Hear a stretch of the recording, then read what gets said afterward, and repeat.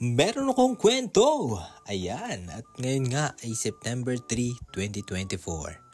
Ayan, at sa eksaktong 2 years nung ako ay mag-decide na umuwi ng Pilipinas for good. O ayan, ebidensya, baka sabihin nyo nagluloko ako. By the way, maraming salamat nga pala sa aking mga kaibigan na naghatid sa akin sa airport. At syempre, bago makalimutan, salamat sa mga libre. At syempre, palagi kong sinasabi, bye for now and see you soon. Lahat tayo makakauwi ng Pilipinas for good. Ayan, at syempre, shoutout sa aking Kuya Anthony. Ayan. At sa mga hindi po nakakaalam, dati po akong welder sa bansang South Korea. At nag-start nga ako ng February 9, 2018. Ayan, at maswerte naman na pupunta sa napakabait na amo, 'di ba? Libre bahay, libre kuryente, so yung pagkain sa tanghali libre, pero meron kaming allowance, 'di ba? Food allowance. Kaya talaga yung sahod namin talagang ayos din. At syempre sa ilang taon na pagtatrabaho abroad, naranasan kong hirap, pagod, puyat, stress, homesick, 'di ba?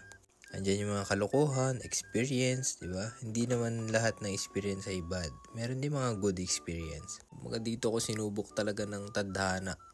Pinaranas sa akin yung mga bagay na ni sa hinagap ay hindi ko talaga inisip na mararanasan ko. Pero talagang napakarami ko natutunan sa buhay. At syempre thankful ako dahil sa mga karanasang yun, ito ko. Matibay. Yun siguro ang humubog sa aking pagkatao. At yun nga, narito ako ngayon para magbalik tanaw. Talaga palang napakabilis ng oras at panahon. 2 taon na simula nung ako'y umuwi ng Pilipinas for good. Para ipagpatuloy at i-pursue ang aking pagiging financial educator. At syempre nagpapasalamat ako sa mga mahal ko sa buhay at sa mga taong nakasuporta sa akin palagi. Dahil hindi nyo ako pinigilan, hindi nyo ako kinwestiyon kung bakit ko tatalikuran ng napakaganda ng trabaho at magandang sahod. Kapalit ang pagiging financial educator. Sa loob ng 2 taon, hindi madali. Sa totoo lang talaga, mayroong mga ups and downs na nangyayari. Kumbaga hindi smooth yung daan or yung pathway na tinatahak ko ngayon.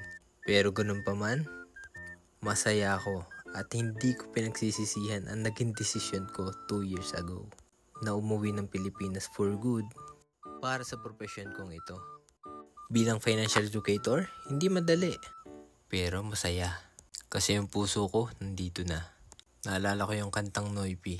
Ilang beses na ako ang kamuntikang mamatay. Pero alam ko ang sikreto kaya andito pa't buhay. Siguro isa ito sa mga dahilan kung bakit ako patuloy nabubuhay. Dahil siguro isa ito sa mission ko dito sa lupa habang nabubuhay. Ang makapag-share ng tamang impormasyon, how to save and invest, and secure your future. Huwag ka na sa iba, sa akin ka na lang makinig.